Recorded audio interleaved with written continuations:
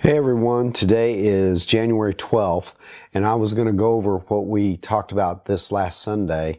And we talked about three things: hearing God's voice, enduring correction or chastisement, and writing the vision. So here's what I do, on a day-to-day basis, what the Lord has taught me concerning what I do concerning writing the vision and hearing His voice and being corrected. On being corrected, I'll start with that first. I just simply, when I read Hebrews chapter 12, verse 25, it says that, or Hebrews 12:6, He corrects those who He loves. And I just simply asked God to correct me. And what I found was this.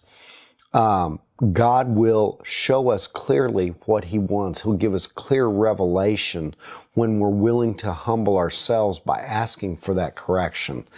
On hearing His voice, in Hebrews 12:25, it says, see that you refuse him not who speaks from heaven. So I just simply, in my prayer time, instead of talking a lot, I do a lot of listening.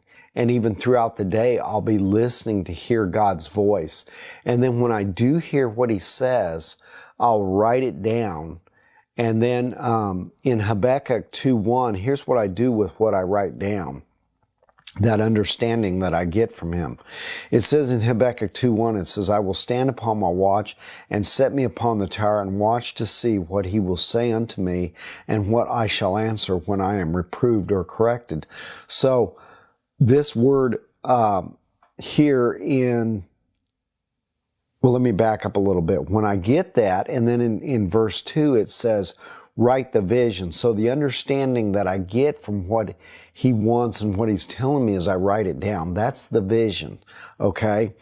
Then it says, write it down. So I write down what He tells me, write down the understanding, write down the revelation, and then it says here that he may run that reads it. That word read, one of the meanings means to proclaim it. And I'll just speak it out loud, what He's telling me in that revelation of what to say and what to proclaim.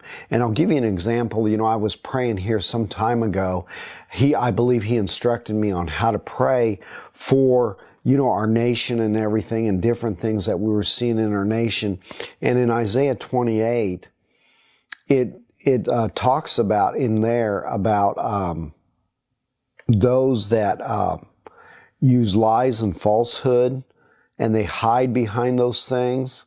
And in Isaiah 28, and I'd encourage you to read this, I would pray these verses in Isaiah 28 from what I heard and the understanding He gave me.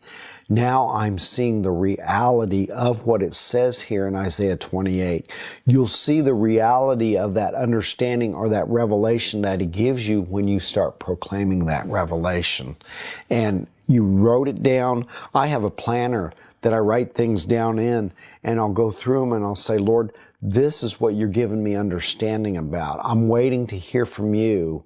And when He does, I start proclaiming those things, and I see the reality of those things. Isaiah 28 is just an example of some of the things that I proclaim. Habakkuk 2:1, 2, 3, and 4 is very good because it covers all three. It covers hearing God's voice, it covers writing the vision, and it covers correction. And also it tells us one of the biggest things that keeps us from hearing God's voice is pride. In verse 4, it talks about that in Habakkuk 2:4 about pride and how pride can really get in the way of hearing correctly.